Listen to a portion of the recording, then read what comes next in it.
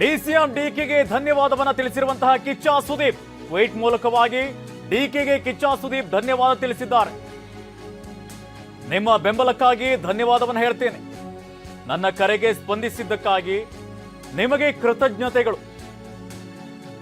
ಅಧಿಕಾರಿಗಳಿಗೂ ಕೂಡ ಧನ್ಯವಾದವನ್ನ ತಿಳಿಸಿರುವಂತಹ ಸುದೀಪ್. ಒಂದ್ ಕಡೆಯಲ್ಲಿ ಡಿಸಿಎಂ ಡಿಕೆ ಶಿವಕುಮಾರ್ ಅವರು ಟ್ವೀಟ್ ಮಾಡಿರುವಂತದ್ದು, ಜಾಲಿವುಡ್ ಸ್ಟುಡಿಯೋಸ್ನ ಓಪನ್ ಮಾಡೋದಕ್ಕೆ ಅವಕಾಶವನ್ನು ಕೊಟ್ಟಿದ್ದೀವಿ ಅನ್ನೋ ರೀತಿಯಲ್ಲಿ. ಇದೇ ಸಂದರ್ಭದಲ್ಲಿ ಕಿಚ್ಚ ಸುದೀಪ್ ಅವರು ಕೂಡ ಟ್ವೀಟ್ ಮಾಡಿದ್ದಾರೆ. ಡಿಸಿಎಂ ಡಿಕೆಗೆ ಧನ್ಯವಾದವನ್ನ ತಿಳಿಸಿದ್ದಾರೆ. ಟ್ವೀಟ್ ಮೂಲಕವಾಗಿ ಡಿಕೆಗೆ ಕಿಚ್ಚ ಸುದೀಪ್ ಧನ್ಯವಾದವನ್ನು ತಿಳಿಸಿದ್ದಾರೆ. ನಿಮ್ಮ ಬೆಂಬಲಕ್ಕಾಗಿ ಧನ್ಯವಾದವನ್ನು ಹೇಳ್ತೇನೆ. ನನ್ನ ಕರೆಗೆ ಸ್ಪಂದಿಸಿದ್ದಕ್ಕಾಗಿ ನಿಮಗೆ ಕೃತಜ್ಞನಾಗಿದ್ದೇನೆ.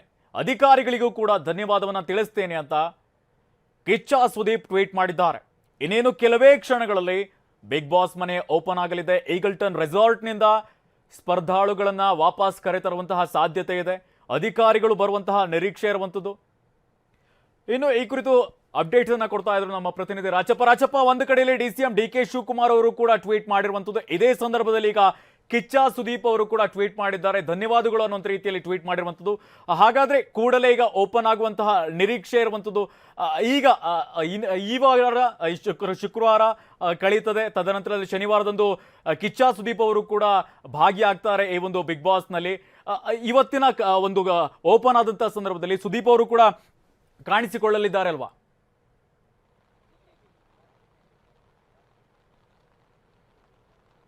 ನಿತಿನ್, ಅಂದ್ರೆ ಇವತ್ತು ಸುದೀಪ್ ಬಿಗ್ ಬಾಸ್ ಮನೆಯಲ್ಲಿ ಕಾಣಿಸ್ಕೊಳ್ಳೋದು ಆಗಲ್ಲ. ಯಾಕಂತಂದ್ರೆ ಅವರು ಶನಿವಾರ ಎಂದಿನಂತೆ ಅವರ ವೀಕೆಂಡ್ ಕಥೆ ಏನಿದೆ ಒಂದಷ್ಟು ಸ್ಪರ್ಧಿಗಳ ಜೊತೆಗೆ ಅದು ಎಂದಿನಂತೆ ಮುಂದುವರಿಯುತ್ತೆ. ಆದ್ರೆ ಏನು ಡಿ ಕೆ ಶಿವಕುಮಾರ್ ಯಾವಾಗ ಈ ಒಂದು ಈಗಲ್ಟನ್ ರೆಸಾರ್ಟ್ ಅನ್ನು ಓಪನ್ ಮಾಡೋದಕ್ಕೆ ಅವಕಾಶವನ್ನ ಕೊಟ್ಟರು, ಸಹಜವಾಗಿ ಕೇವಲ ಬಿಗ್ ಬಾಸ್ ಅನ್ನುವಂಥದ್ದು ಅಲ್ಲಿರುವಂತಹ 17 ಜನ ಸ್ಪರ್ಧಿಗಳ ಒಂದು ಪ್ರತಿಷ್ಠೆ ಆಗಿರ್ಬೋದು, ಜೊತೆಗೆ ಅವರ ಆಟ ಆಗಿರ್ಬೋದು, ಅವ್ರಿಗೋಸ್ಕರ ಇರುವಂತದ್ದಲ್ಲ. ಅದರ ಬದಲಾಗಿ ಹೇಳ್ಬೇಕಂದ್ರೆ ಬಿಗ್ ಬಾಸ್ ಅನ್ನ ನೆಚ್ಕೊಂಡು ಸಾಕಷ್ಟು ಜನ ಇಲ್ಲಿ ಕೆಲಸ ಮಾಡ್ತಾರೆ.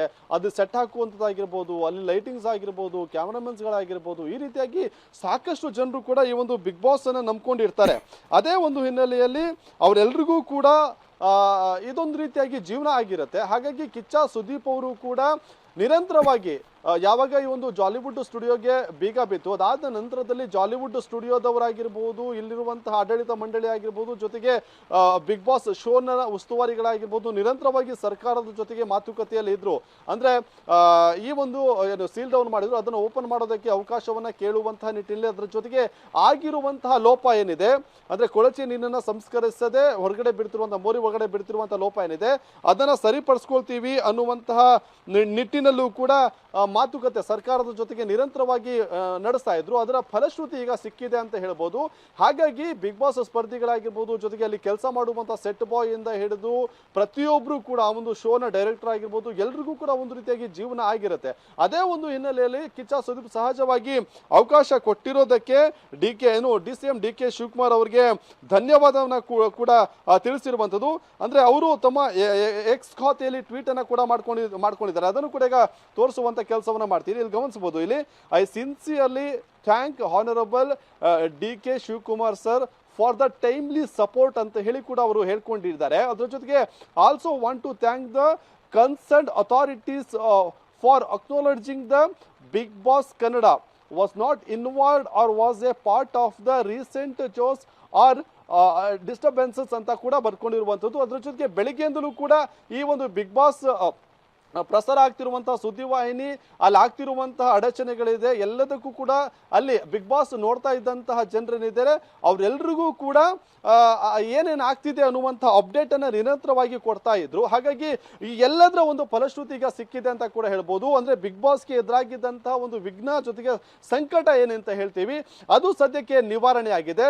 ಎಲ್ಲಾ ಬಿಗ್ ಬಾಸ್ ಸ್ಪರ್ಧಿಗಳು ಕೂಡ ಈಗ ಮನೆಗೆ ಬಂದು ಎಂದಿನಂತೆ ಕರ್ನಾಟಕದ ಜನಪ್ರಿಯ ಶೋ ಮುಂದುವರಿಯುತ್ತೆ. ಹಾಗಾಗಿ ಸಹಜವಾಗಿ ಬಿಗ್ ಬಾಸ್ ಅನ್ನ ನಂಬ್ಕೊಂಡಿದ್ದಂಥವ್ರು, ಜೊತೆಗೆ ಶೋ ಡೈರೆಕ್ಟರ್ ಆಗಿರ್ಬೋದು, ಅಲ್ಲಿ ಕೆಲಸ ಮಾಡ್ತಿದ್ದಂಥ ಜನರಾಗಿರ್ಬೋದು, ಎಲ್ರಿಗೂ ಕೂಡ ಒಂದು ರೀತಿಯಾಗಿ ಸಂತಸ ಅಂತ ಹೇಳ್ಬೋದು. ಅದೇ ರೀತಿಯಲ್ಲಿ ಕಿಚ್ಚ ಸುದೀಪ್ ಅವರು ಕೂಡ ಡಿ ಕೆ ಶಿವಕುಮಾರ್ ಅವರನ್ನ ಧನ್ಯವಾದ ತಿಳಿಸೋದ್ರ ಮೂಲಕವಾಗಿ ಸಂತಸವನ್ನ ಕೂಡ ವ್ಯಕ್ತಪಡಿಸಿದ್ದಾರೆ. ಹಾಗಾಗಿ ಈ ಬಿಗ್ ಬಾಸ್ ಏನು ಜಾಲಿವುಡ್ ಸ್ಟುಡಿಯೋಗೆ ಹಾಕಿದಂತಹ ಬೀಗವನ್ನ ಎಷ್ಟೊತ್ತಿಗೆ ಓಪನ್ ಮಾಡ್ತಾರೆ ಅನ್ನುವಂತ ಅಪ್ಡೇಟ್ ಇನ್ನಷ್ಟೇ ಸಿಗ್ಬೇಕಾಗಿದೆ. ನಾವು ಕೂಡ ಬೆಳಿಗ್ಗೆವರೆಗೂ ಕೂಡ ಅದ್ರ ಜೊತೆಗೆ ಬೆಳಿಗ್ಗೆ ಯಾವಾಗ ಓಪನ್ ಮಾಡ್ತಾರೆ ಅನ್ನುವಂಥ ನಿಟ್ಟಿನಲ್ಲಿ ನಾವು ಕೂಡ ಕುತೂಹಲದಿಂದ ಕಾಯ್ತಾ ಇದ್ದೀವಿ Nitin. Okay Rachappa, thank you ತಮ್ಮೆಲ್ಲ ಅಪ್ಡೇಟ್ಸ್ಗೆ.